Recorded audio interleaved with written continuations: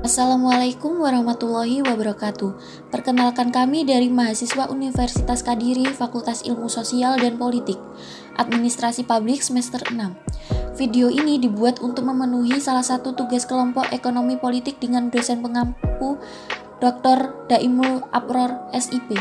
Pada kesempatan kali ini, kami akan mempresentasikan tentang perspektif liberalisme, merkantilisme, dan strukturalisme.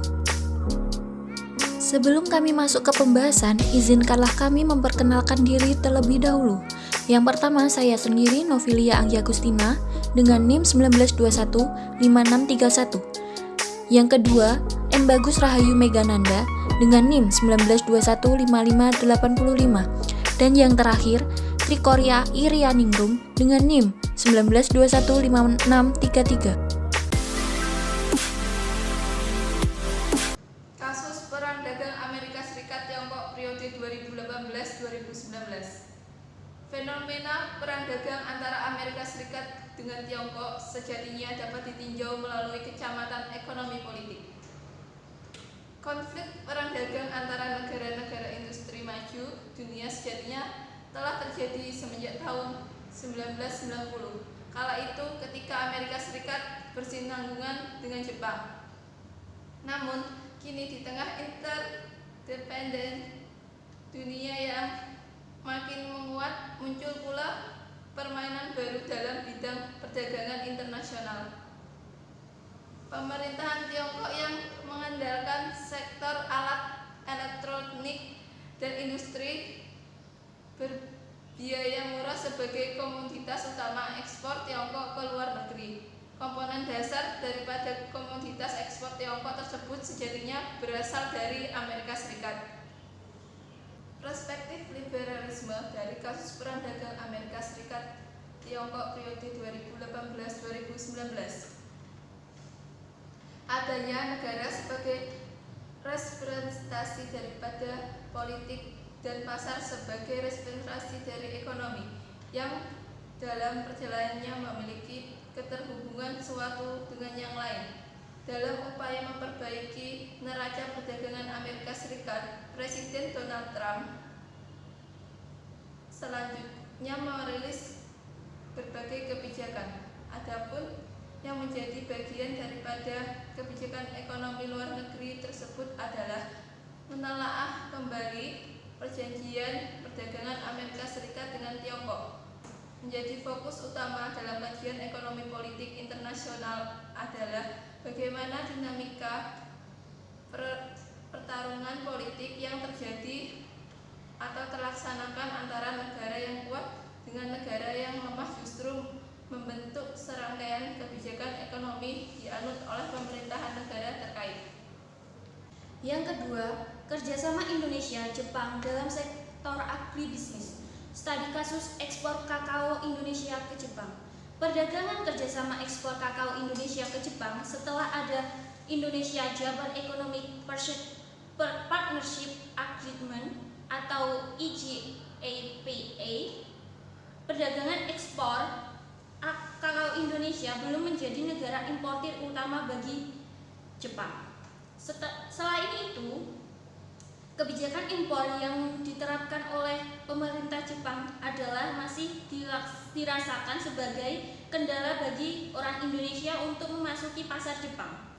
Kebijakan adalah menanam undang-undang perlindungan dan undang-undang sanitasi makanan. Berdasarkan undang-undang perlindungan tanaman, produk kakao seperti biji kakao mentah harus disertai dengan visionary sertifikat dengan format yang sesuai dari International Plant Protection dari negara asal yang mengajukan bahwa produk impor tidak mengandung bakteri, penyakit, dan bahaya itu. Berdasarkan Undang-Undang Sanitasi Makanan, produk impor harus memenuhi aturan batas standar kimia komponen termasuk dalam daftar positif yang dilakukan oleh Kementerian Kesehatan, Tenaga Kerja dan Kesejahteraan di Jepang. Perspektif merkantilisme dari kerjasama Indonesia-Jepang dalam sektor agribisnis adalah menganggap menganggap perekonomian tanduk pada komunitas politik, khususnya pemerintah. Aktivitas ekonomi dilihat dari konteks yang lebih besar atas peningkatan kekuatan negara.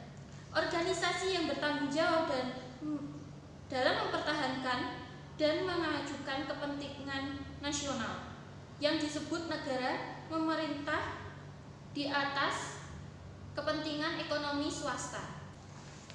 Ya, contoh kasus yang ketiga adalah dampak globalisasi dan lahirnya MNCS terhadap munculnya North-South Development Gap.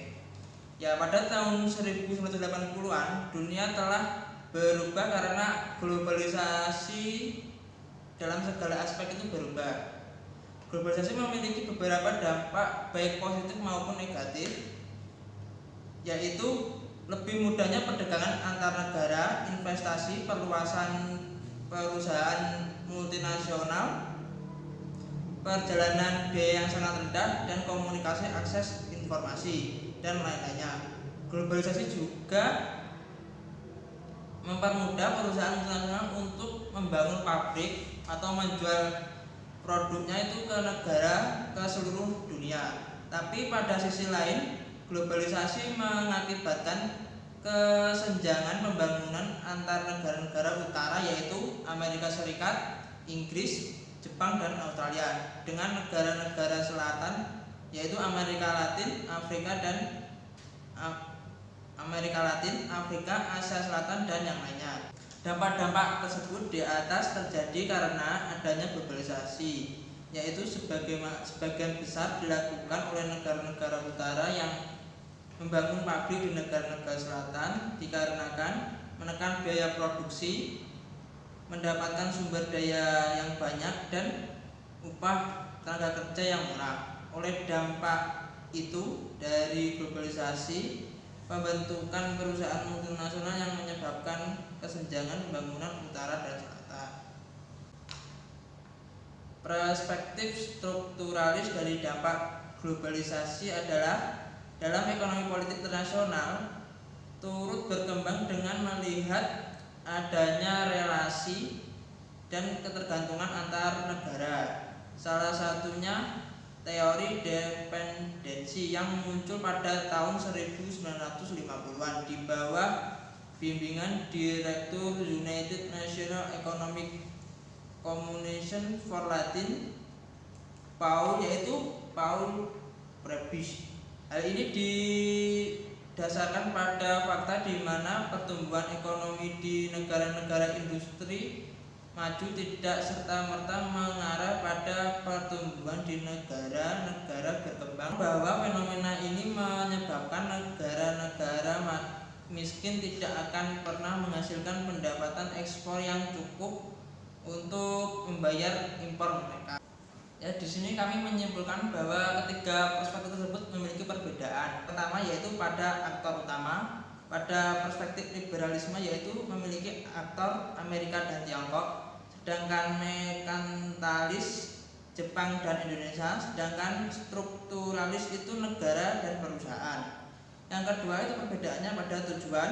Pada perspektif liberal yaitu memiliki tujuan mencapai kepentingan nasional masing-masing, sedangkan perspektif merkantilis saling menguntungkan, dan strukturalis itu memanfaatkan tenaga kerja dengan upah yang murah dan sumber daya alam dari negara berkembang. Perbedaan yang ketiga yaitu sifat sistem informasi onal. Liberal yaitu mempunyai kedua negara ini menggunakan aspek-aspek ekonomi, sedangkan merkantilis sangat potensial untuk pengembangan komoditi ekspor di Indonesia, sedangkan strukturalis yaitu sistem bagi hasil yang seimbang. Perbedaan keempat yaitu peran negara. Pada liberalis yaitu standar hidup yang rendah dan exchange rate. Yang kedua merkantilis membangun kerjasama yang saling menguntungkan, dan strukturalisnya itu mengurangi adanya North-South Development Gap atau jarak antara utara dan selatan. Perbedaan kelima, resep kebijakan. Dari perspektif liberalisme, produk yang berkualitas baik. Dari perspektif merkantilisme, kebijakan impor Jepang.